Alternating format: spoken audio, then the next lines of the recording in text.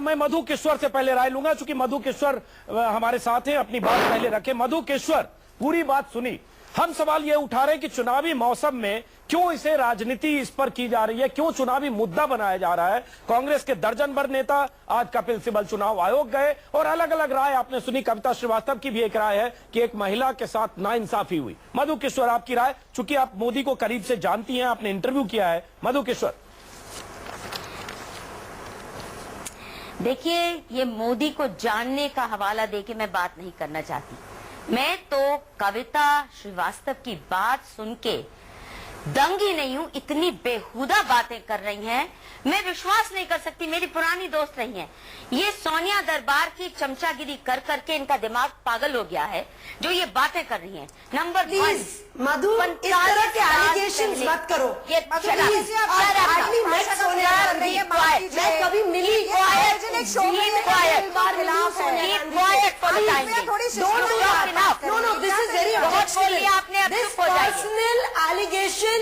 Not हो जाइए। Please take that back. I have done no चमचागिरी of any Sonia Gandhi. I will not take it back because you have run amok too much. Please don't make those I will not take it back. You have gone too far in your madness. How can you say? I will not take it back because आप बेहूदी की हद पार कर रही हैं। ये क्या किस तरीके की भाषा सोनिया गांधी हो रहा है यहाँ पर? What is this Sonia Gandhi चमचागिरी? कराइए। एक मिनट कविता, मधुकेश्वर, मधुकेश्वर, आप तीनों मेहमानों से मेरा आग्रह है। मधुकेश्वर, आपसे भी मेरा अनुरोध। एक minute Kavita, You can't say this. एक मिनट कविता श्रीवास्तव, एक मिनट। मधुकेश्वर, सिर्फ एक आग्रह है। मधुकेश्वर, एक मिनट कविता श्रीवास्तव, एक मिनट कविता श्रीवास्तव, एक मिनट कविता, एक मिनट कविता, कविता, एक मिनट, कविता, एक मिनट सुनिए तो, कविता श्रीवास्तव, एक मिनट। मधुकेश्वर, सिर्फ आपसे रिक्वेस्ट है, शब्दों की मर्यादा थोड़ा रखेंगे, क्योंकि चैनल पर लाइव है, दर्शक सुन रहे हैं। हम मुद्दों पर बात करें, आपकी जो ओपिनियन है हम उसकी कद्र करेंगे। कविता ने अपनी बात की, मुझे लगता है शब्दों का चयन थोड़ी संजीदगी से हो। मधुकेश्वर, अपनी बात कहिए। मैं बिल्कुल करूंगी, पर एक बेहूदगी की भी एक हद होती है। और बेहूदगी इसलिए कह रही हूं, कोई भी व्यक्ति जिसको देश के कानूनों के बारे में मालूम है, एक ये बाल विवाह, दूसरा कॉन्जुमेट नहीं हुआ, कभी साथ नहीं रहे, 45 साल पहले दोनों अलग रास्ते में, और नरेंद्र मोदी ने सन्यास जैसा जीवन जिया, सन्यासी का जीवन जिया। ये तो महात्मा बुद्ध के भी मंदिर तुड़वाएंगी, क्योंकि महात्मा बुद्ध भी छोड़ गए थे बीवी और बच्चे को। एक व्यक्ति 17 साल की उम्र में सन्यास लेता है, तब ये कोई कानून नहीं था मेंटेनेंस का, ना उसके पास कुछ पैसा, ना कोई संपत्ति, वो भी भिक्षा पे जी रहा है इतने साल। सीएम बनने से पहले तक नरेंद्र मोदी एक प्रचारक की तरह भिक्षा पे जिए, लोगों के घर में जाके खाना खाते थे, ना उनका कोई घर था, ना कोई संपत्ति थी। और ये औरत इतना कानून जानते हुए ये ऊल जलूल बेहुदा बातें करेगी। नहीं, मधुकेश्वर, सवाल कानूनी पेचीदगी का भी। मधुकेश्वर, देखिए मेरी बात, रिप्रेजेंटेशन ऑफ पीपल एक्ट का भी सवाल है। मधुकेश्वर, सूचना छुपाने का भी सवाल है, फॉल्स एफिडेविट का भी सवाल है कि आपने उसमें सूचना मैं बताती नहीं हूं, दी। उसका भी जवाब लीजिए। हाँ। अरे अगर कॉलम ब्लैंक छोड़ा है, मान लीजिए मैंने 16 साल की उम्र में मिरांडा हाउस में एक फॉर्म भरा था जिसमें पूछा गया मेरा धर्म क्या है, मैंने ब्लैंक छोड़ दिया। अब कोई ये कहे कि मैंने छुपाया, नहीं, झूठ नहीं बोला। उस वक्त ये मैंडेटरी नहीं था, जब ये फॉर्म भरा गया ये मैंडेटरी नहीं था। दोनों साथ रहे, नहीं छुपाने की क्या, जब जाहिर है बाल विवाह हुआ है, ये सारी दुनिया को अभी नरेंद्र अजीत जी, मैं कुछ कहना चाहती हूँ, मुझे मौका दीजिए। जवाब लेते हैं। फालतू इट वॉज एन एफिडेविट में अपना एजुकेशन, क्रिमिनल रिकॉर्ड, नहीं चलेगा। You cannot. कविता, आप जवाब दीजिए, उसके बाद रागिनी के पास जाऊंगा। अधूरा You're run. It's what a big crime it is. You've exhausted your limits of intelligence now. एक मिनट, कविता श्रीवास्तव, आपको जवाब देना है, उसके बाद रागिनी। कविता श्रीवास्तव,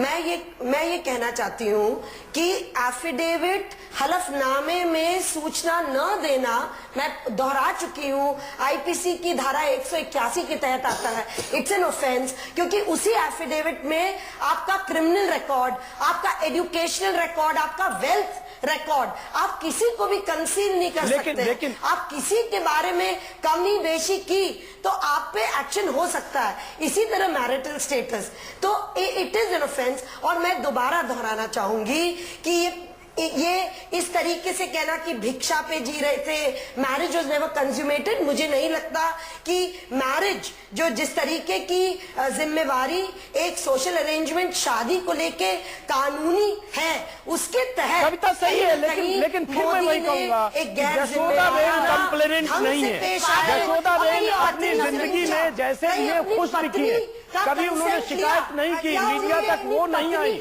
मीडिया उन तक गया। अलग अलग रास्ते जाएंगे। He forced a decision on her. चलिए रागनी, नहीं कि मैं तो अपने रास्ते चला, लेकिन तू अपने रास्ते जा। मुझे लगता है कहीं ना कहीं इसी तरह लेकिन औरतों को छोड़ा जाता में जिस ढंग से पति लोग इसी तरह औरतों को छोड़ते हैं और कोई जवाबदेही नहीं होती। यहाँ पे प्रधानमंत्री बनने जा रहे हैं तो कह सकते थे। एक मिनट कविता, रागनी नायक, मुझे लगता है ऊपर नाम गलत चल रहा है, मैं चाहूंगा कि हमारे प्रोड्यूसर्स नाम ठीक करें। रागनी नायक, मुद्दा इसको चुनाव से जोड़ने का है। रागनी नायक यहाँ पर उठी है, सुनिए, महत्वपूर्ण बात कहनी, प्लीज 2 मिनट सुन लीजिए जी। नहीं देखिए, आप सबसे पहले तो आपकी बात पर आती हूँ अजीत जी। आपने ये कहा कि उन्हें कोई समस्या नहीं है, यशोदाबेन को, तो आपको क्या समस्या है? यदि किसी महिला के साथ मान लीजिए घरेलू हिंसा हो रही है, जो कि जैसा कि कविता जी ने बताया क्रूएलिटी में भी आता है, ये सारी चीजें प्रताड़ना हो रही है, शारीरिक सोचो मर्डर हो गई, और हम कहें कि अगर कोई समस्या नहीं है तो क्या ये जुर्म नहीं है? क्या ये गलत नहीं है? पहली बात हो गया, उसकी चिंता करो। 1 मिनट, मधु जी आप हो चुकी है, कृपया शांत रहिए। इसके बाद मैं एक और बात कहना चाहती हूँ। मधु जी ने कहा, बड़ी दिलचस्प बात है, चिंता कीजिए। मधु जी ने कहा कि शादी कंज्यूमेट नहीं हुई, वही बात सुधांशु जी ने कही, गौना नहीं हुआ। मुझे ये बताइए कि अरे सोनिया जी का या तो वो शादीशुदा है, जैसा कि उन्होंने खुद कबूला है, या वो शादीशुदा नहीं है। अगर नहीं है तो उन्होंने क्यों लिखा, और अगर लिखा तो ये सवाल उनसे पूछे जाएंगे, क्योंकि ये एक बड़ा मुद्दा है। न सिर्फ जनता से ये बातें छुपाई गई है, बल्कि मैं समझती हूँ एक महिला जो कि जिसे 45 साल तक उसके अधिकार नहीं मिले, उसकी वेदना, उसकी पीड़ा के प्रति अगर उसका खुद का पति संवेदनहीन है, तो वो इस देश की जनता जो कि रागनी नायक का प्रतीक, रागनी नायक जरा मुद्दे पर वापस लौटते हैं। अपनी बात रागनी नायक, मुद्दा फिर ये है, आप कौन होती है ये कहने वाली मधु किश्वर जी? क्या आप इस देश की जुडिशरी है? थरूर की आपके पास कोई प्रमाण है? आप मर गई वो बेचारी, चाहे किसी के बारे में बोलती रहे, ऐसा ये नहीं हो सकता। माफ कीजिए, आप शशि थरूर की, सुनंदा की चिंता करो। सोच हो सकती है, आप आरोप लगा सकती है। चलिए, मुझे लगता है 1 मिनट, सोनिया गांधी के रागनी और मधु किश्वर, मुझे लगता है इस बहस को व्यक्तिगत न ले जाएं, हम लोग व्यक्तिगत न करें।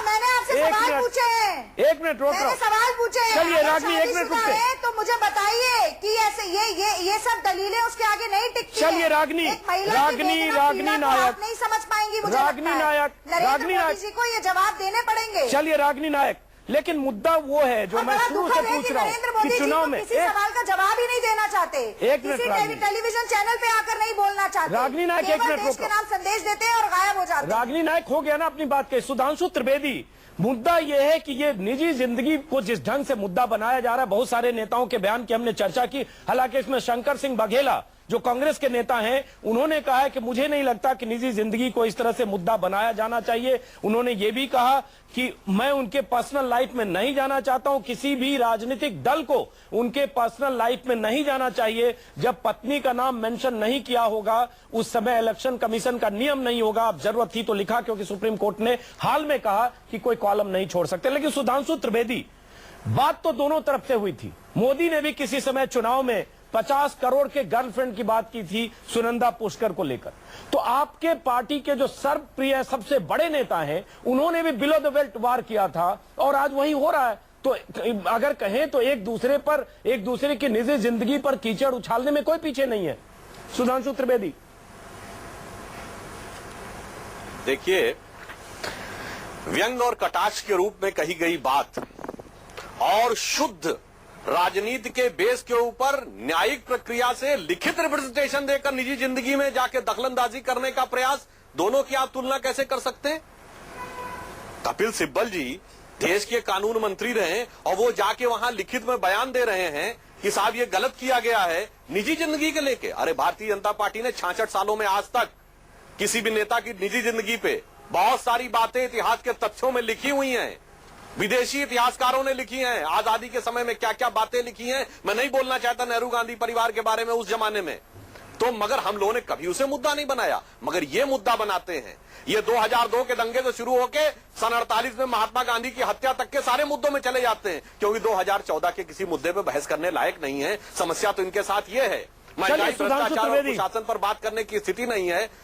सुधांशु त्रिवेदी, विकास के मुद्दे पर बहस। सुधांशु नहीं, विकास नहीं, आज दोनों लोग, हम दोनों बोलते हैं कि इस पर भी एक बहस हो जाए।